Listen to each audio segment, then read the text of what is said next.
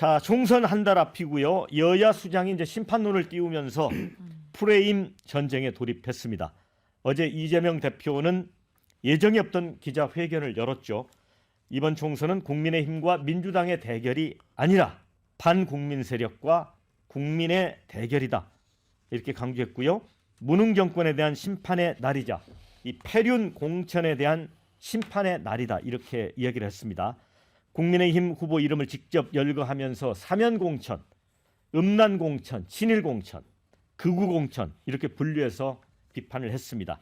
또 페이스북에는 민주화에서 독재화로 전환될지 이번 총선에 달렸다. 이렇게 강조했죠. 자, 이 대표 회견이 끝난 지 30분도 안 돼 한동훈 국민의힘 비대위원장은 2,600자 분량의 입장문을 내서 민주당을 향해서 운동권 특권 세력, 부패 세력, 종북 세력의 합체 이렇게 또 맞받았습니다. 운동권 심판론에서 한 발 나아가서 범법 및 종북 세력으로 몰아붙이며 대립각을 세웠습니다. 그러면서 이 대표가 이런 종북 세력 등과 손잡는 이유는 오직 자신이 감옥에 가지 않기 위해 당권을 장악하기 위한 거다. 이렇게 날을 세웠습니다. 자, 먼저 박원석 의원님. 네. 이제 선거운동 본격 시작도 안 됐는데 어찌 보면 이제 적대적으로 공천해온 거대 양당이 다시 또 이제 징호 정치로 회귀하는 것 같습니다. 그러니까 이제 그 동안에는 각 당이 이제 공천 과정에 있다 보니까 일종의 이제 내부 관리와 또 그 과정에서 내부 갈등 요 국면이었다면 이제 본격적으로 이제 총선의 기세를 잡기 위한 이런 프레임 싸움을 다시 시작한 게 아닌가 싶은데요. 근데 이제 뭐 서로를 향해서 어쨌든 저쪽이 더 문제가 있고 저쪽이 더 잘못됐다라고 약점을 들춰내지만 뭐 그 약점 들추기로 따지면은 각자 약점이 없겠습니까? 그러니까 안타까운 점은 이런 거죠. 이게 다분히 원론적인 얘기일 수 있습니다만 대한민국이 굉장히 중요한 어쨌든 국가적 전환기, 과도기에 전 접어들었다고 생각해요. 그동안에 이제 여러 위기 얘기도 거론이 됐고 복합 위기라고 얘기할 만큼 뭐 인구 위기, 지방 소멸의 위기, 또 기후 위기, 양극화 불평등의 위기. 근데 대한민국의 집권당과 제1당이 그런 어떤 국가적 전환에 대한 책임 있는 얘기는 거의 없고 결국 이제 증오와 진영 갈등만 부추기는 이런 선거를 하는 게 과연 우리 정치에 무엇을 남길까 굉장히 걱정되는 측면이 있고요. 저는 요즘에 이제 혼잣말처럼 그런 얘기를 많이 하는데 세기말도 아니지만 세기말 선거를 보는 것 같다 이런 생각이 들어요. 정말 민주주의의 퇴행이라고밖에 얘기할 수 없는 그런 모습들이 너무 나타납니다. 지금 이제 국민의힘에서는 조용한 공천이라고 자화자찬하지만 공천은 아니었지만 이번에 이종섭 국방장관 아까 모두 발언 전 국방장관 사태도 그렇고 또 그 사건 최상병 사건과 연관됐던 임종득 안보실 2차장 경북에서 단수 공천을 받고 신범철 국방부 차관 이번은 천안에서 단수 공천을 받고 결국 이것도 어떻게 보면 최상병 사건으로 향후에 특검이 예정될 때 대통령을 방탄하고 자기들 스스로 방탄하기 위한 그런 공천이었고 또 정진석 그 전 국회 부의장이나 여러 논란이 있는 공천들이 많습니다. 민주당 뭐 사천 논란 말할 것도 없고요. 결국 이번 총선이 지난 대선의 2차전 비슷하게 치러지고 있고 여기서 뭔가 기존 양당 정치가 갖고 있는 한계, 문제점 또 국민들이 바라는 어떤 새로운 정치에 대한 기대 이런 것들이 자리할 틈 없이 결국 이 대한민국을 오랫동안 지배해왔던 양당이 또다시 적대적 공생의 선거를 치르고 있는 게 아닌가 이런 생각이 들어서 굉장히 씁쓸합니다. 박 의원님은 씁쓸하다 이렇게 네. 말씀하셨어요. 예, 저도 뭐 씁쓸하다는 그 정서적 그 감정이 동의를 합니다. 저도 보기에 그렇게 그 좀 화끈하고 깔끔한 이런 그 선거전은 아닌 것 같습니다. 정말 그 서로 사천 이 뭐 막장 공천 주고 받다가 사실 그런 점이 또 없지 않아 있었고요. 뭐 시스템 공천을 서로 한다고 그러는데 사실상 또 아닌 것 같기도 하고 이런 와중에 이제 내부 진영의 정리가 된 다음에 이제 서로에 대한 이제 포격전을 시작을 했는데요. 그동안에 민주당이 이재명 대표의 이 공천 리더십이 흔들리는 와중에 제대로 국민의힘에 대응을 못했거든요. 한동훈한테 이재명 대표가 판판이 당하다가 드디어 포문을 열긴 열었는데 이 포문을 연 그 과정에서 그 사용하는 단어가 여전히 또 좀 어색하고 거칩니다. 우리 앵커님 말씀하신 대로 뭐 사면공천, 음란공천, 친일공천, 극우공천, 패륜공천 그랬는데 바로 한동훈 비대위원장이 받아쳤지 않습니까? 이거 다 그 단어를 열거해보고 생각해보니까 한 사람이 생각난다. 그 이재명 대표를 겨냥한 거 아닙니까? 이런 점에서 정말 그 과연 메시지다운 메시지를 냈느냐라는 생각을 좀 해보고요. 그동안에 이제 전투력이 떨어지다 보니까 공격을 제대로 못하는 이 분위기를 보면은 이런 것도 있습니다.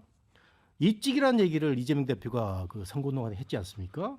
근데 이게 이제 그 국민의힘 진영에서는 대대적으로 반격을 했거든요. 일찍이라는 말을 쓰다니라고 했는데 사실은 일찍이라는 말이 약간의 부정적인 뉘앙스가 있지만 뭐 그렇게 또 잘못된 말도 아닙니다. 이거는 뭐 국민의힘 지지자들 얘기를 가리키는 말인데 그거를 이제 그 여당 쪽에서 계속 공격을 하니까 이재명 대표가 또 실수했나 보다 하고 잽싸게 반성을 하는 이런 모습을 보였는데 전투력이 떨어졌다는 얘기거든요.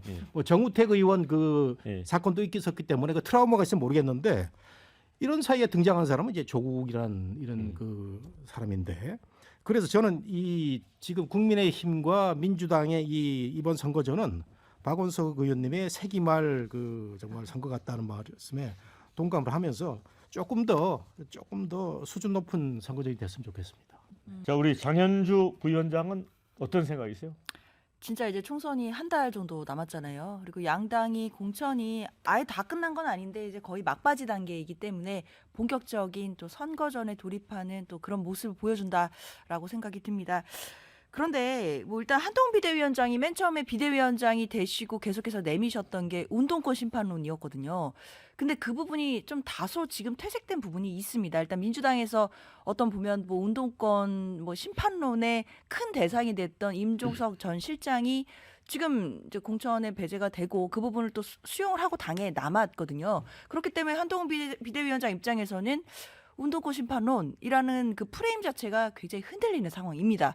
그러다 보니까 뭐 이재명 대표를 향해서 뭐 범법, 뭐 종북 이런 이제 나아가서 색깔론까지 지금 공격을 하려고 하는 것 같은데 저는 이런 전략이 물론 국민의힘을 지지하시는 분들에게는 뭐 어느 정도 소구력이 있을 수 있다고 생각해요. 그런데 과연 중도층, 그 중도 외연 확장이 도움이 될까의 부분에 대해서 굉장히 의문이 듭니다. 사실 집권 여당 아닙니까? 그리고 현 정부가 지금 국정에 대해서 책임을 져야 되는 것이고 지금 민생 어려운 거, 물가 어려운 거 이런 부분에 대해서 최종 책임 정부가 지는 거거든요. 그런데 갑자기 뜬금없이 야당을 심판한다라고 말씀하시면 국민들, 특히 중도층에 계신 국민들이 보시기에는 그래 뭐 이재명 대표와 민주당을 심판한다고 해서 경제가 나아지나요? 그 부분이 가장 큰 본질적인 물음이라고 저는 생각합니다. 그렇기 때문에 이런 좀 심판론보다는 한동훈 비대위원장이 집권 여당으로서 경제와 민생과 어떤 물가를 잡기 위해 어떤 걸 하겠다라는 거를 구체적으로 좀 더 상세하게 좀 메시지가 나와야 된다 이렇게 생각합니다. 네, 우리 권호연 부위원장. 네, 이게 선거 한 달 남은 시점에서는 선거 전략상 네거티브 전략으로 가는 게 가장 이제 국민들한테 효과적이라고 보여지는 부분입니다. 그러다 보니까 지금 먼저 잽을 날린 거는 그 민주당 이재명 대표인데 이 단어들이 보면 뭐 사면 공천, 음란 공천, 친일 공천, 극우 공천 그리고 패륜 공천이란 단어를 썼습니다. 근데 이 그 사면 공천, 친일 공천, 극우 공천 이거는 뭐 기존에 이제 민주당이 뭐 국민의힘 쪽에 공격을 해왔던 부분인데 이 패륜 공천, 음란 공천 이게 약간 좀 뜬금없다는 생각이 좀 드는 부분인 게 그 우선 음란 공천 이 부분은 민주당이 사실 이제 그동안 이제 박원순 전 시장이라든지 오건돈 전 시장이라든지 이런 성비위로 인해서 과거에 이제 좀 공격을 받았던 부분이다 보니까 이거를 좀 국민의힘 쪽에도 이제 좀 전환을 시키려고 쓰는 단어인 것 같다라는 표현이 좀 보여지는 부분입니다. 근데 패륜 공천 이게 패륜이라고 하면 그 민주당 이재명 대표가 가장 좀 그 부분에 핵심에 서 있었던 사안인데 뭐 형수 사건이라든지 뭐 그 이재명 대표의 형에 대한 뭐 정신병 사건이라든지 이런 부분을 이제 사실 본인이 가장 이제 패륜이라는 부분이 있다 보니까 이 단어를 국민의힘 쪽으로 좀 정가시키려고 하는 전략적인 단어를 좀 쓰는 부분인 것 같습니다. 그러다 보니까 이 한동훈 그 국민의힘 비대위 위원장도 이 단어를 바로 맞받아치면서 이게 단어가 누구를 지칭하는 거냐라는 이야기를 했었던 부분으로 보여지는 부분이고, 사실 이제 그 국민의힘이 됐든 뭐 민주당이 됐든 우리 대한민국 국민을 위해서라고 한다면 네거티브 전략이 아니라 이제 정책으로 인한 포지티브 전략으로 갔어야 되는 부분이 맞는데, 그 일단 뭐 그 국민들한테 가장 그 앞세우기 좋은 이제 네거티브 전략을 쓰다 보니까 이런 부분이 나갔던 것 같습니다. 그리고 한 가지 더 말씀을 드리고 싶은 거는 방탄공천이라고 해서 한동훈 비대위원장이 이런 얘기를 썼는데, 근데 공교롭게도 그 이낙연 대표 또한 똑같이 이제 그 민주당 쪽에 방탄공천이다 이런 단어를 씁니다. 민주당이 지금 해왔던 공천이 이제 4천을 넘어서 이제 이재명 대표를 위한 공천이 아니었냐, 이런 부분이 뭐 국민의힘이 됐든 이제 이낙연 쪽이 됐든 같이 이제 공격을 받는 부분에 대해서 좀 더 강조가 됐던 공천에 대한 평가였다고 보여집니다. 네, 3인 여전사 이게 이제 총선에서 어떤 효과가 있을지 모르겠는데 거의 대진표가 확정되고 있고요. 그런데 진짜 관심 있는 거는 이겁니다. 오늘 오후 발표되는 박용진 의원이죠. 강북을 공천 파동의 마지막 뇌관 이렇게 표현하는 언론들이 많더라고요. 이제 하위 10%에 들고도 결선에 올라서 정봉주 전 의원과 결선 투표를 치릅니다. 그다음에 또 한 곳 관심사가 텃밭 광주에서 마지막 경선을 치르고 있는 송갑석 의원, 비명계죠. 광주 서갑, 여기도 주목이 됩니다. 자, 그런데 이 박용진 의원 같은 경우는 마이너스 30% 득표에서 감해지기 때문에 최소 59%를 얻어야 이길 수 있다고 합니다. 가능성이 있습니까? 어떻게 보세요? 그러니까 객관적으로만 보면 어려운 수치이죠. 더군다나 지금 진행되고 있는 민주당 경선의 그 전반적인 흐름이랄까요? 이런 걸 보면 친명계 신인들이 강세를 보이고 있고 현직 의원들이 뭐 하위 10%, 20%에 들어가지고 주풍낙엽처럼 지금 떨어지는 상황인데, 이제 그런 분위기를 보면 박용진 의원도 결과를 낙관하기 어려운 상황인 것만은 분명합니다만, 어떻게다 보니까는 이 그 친명 횡재, 비명 횡사의 굉장히 상징적인 인물 중에 한 사람이 박용진 의원이 됐어요. 그렇다 보니까 나름대로 또 박용진 의원을 지지하는 분들의 결집도 있을 거고, 박용진 의원이 하위 10%에 들었다는 거는 정치를 잘 모르는 분들이 보더라도 선뜻 납득하기 어려운 결과입니다. 그동안의 의정 활동이나 뭐 당내에서 박용진 의원의 역할 이런 걸로 봤을 때 이제 공정하지 않다는 느낌을 강하게 주고 있어서 이제 그런 것도 선거 결과 일정하게 좀 반영이 될 텐데, 결과는 나와봐야 알겠습니다만 저는 민주당의 본선 경쟁력을 생각하는 그런 민주당 지지층들이 좀 합리적이고 이성적인 판단을 해주지 않을까. 마지막 남은 박용진 의원만큼은 이제 그런 기대를 하고 있는데, 워낙 지금 좀 비이성적인 상황이 압도하는 그 장면들을 많이 보다 보니까 이 결과도 뭐 장담하기는 어렵습니다만, 아무튼 박용진 의원만큼은 좀 이 자리를 지킬 수 있었으면 하는 바람입니다. 네. 정국 교수님은 네. 생존할까요? 비명 횡사가 재현될까요? 저는 뭐 반반으로 보는데요. 반반. 반반으로 보는데 어떤 결과가 나와도 저는 찝찝하다 이렇게 말씀드립니다. 그 박원석 의원님은 뭐 잘 알겠죠. 그 박용진 의원을. 그 좋은 말씀을 해주셨는데, 제가 보기에는 박용진 의원이 지역구 관리 잘하고 그 의정 활동 열심히 하는 거는 뭐 다 알고 있는데, 이분이 그 퍼스널리티가 좀 독특합니다. 좀 싸가지가 없다는 얘기죠. 한번 쉽게 얘기하면. 그래서 주변 동료들한테 평가가 항상 제잘난 이런 뭐 친구 이런 식의 평가를 받고 있다는 걸 제가 취재를 통해서 듣고 있습니다. 그리고 뭐 저 한 7, 8년 전에 제가 평론 많이 했는데, 그 퍼스널리티가 이 상대방에 대한 진지한 배려가 없는 그런 퍼스널리티가 있기 때문에 이번에 하위 10%에 들어간 게 아닌가 싶어서 저도 뭐 그렇게 걱정을 하고 있는데, 근데 상대가 누구냐? 상대가 좀 깔끔하고 참신하면 전 좋겠는데 상대가 감옥 갔다 온 정봉주예요. 그래서 민주당은 왜 이렇게 후보를 내느냐라는 게 참 제가 안타깝습니다. 예? 박용진이 돼도 뭐 그렇고 정봉주가 돼도 그렇고 참 그렇고요. 그다음에 이현주 의원이 또 뭐 단수로 이제 경선에서 올라갔죠. 그런데 참 용인정에 계신 분들도 이해가 안 가는 게 철새 중에 이런 철새가 어디 있습니까? 이게 뭐 왔다 갔다 한 정도가 아니고요. 정말 전 세계를 다 돌아가지고 다시 왔는데 우리나라 국민들이 너무 그 관용을 많이 베푸시는 건지 이런 철새들한테 다시 한번 기회를 주고 민주당은 이런 철새를 또 앞장서 끌고 오고 하는 걸 보면 정말 안타깝고요. 그다음에 추미애 전 의원 아니 저 서울에서 화끈한 대안 붙어갖고 국민들의 심판을 받아야죠. 그 어디 그 쉬운 데로 가가지고 생존을 도모하는 모습이 참 안타깝고 그 저는 민주당에서 볼만한 분으로는 전현희 예. 이 부분은 일관되게 윤석열 정부의 탄압을 받고도 본인이 살아남아서 일관된 모습을 보여준 점에서는 평가를 하는데 어쨌든 이현주, 박용진, 뭐 송갑석은 제가 잘 모르기 때문에 뭐 말씀을 안 드리겠습니다만은 뭔가 좀 깔끔하지 않다는 느낌이 좀 드네요. 네. 박용진이 생존할지 이제 어떤 관심사인데 어떻습니까? 생존하는 게 민주당 전체 선거 판세에 좋은 거 아닌가요? 저는 그런 생각이 드는데. 글쎄요, 뭐 어떨까요? 여러 가지 이야기들 나오는 것 같습니다. 지금 강북을이 정말 많은 주목들을 받고 있거든요. 결선까지 지금 가게 된 거고 오늘 이제 결과가 나올 건데 아무래도 박용진 의원이 결선에서도 감산 페널티를 받기 때문에 사실 누구도 예측하기가 어려운 지금 상황인 건 분명합니다.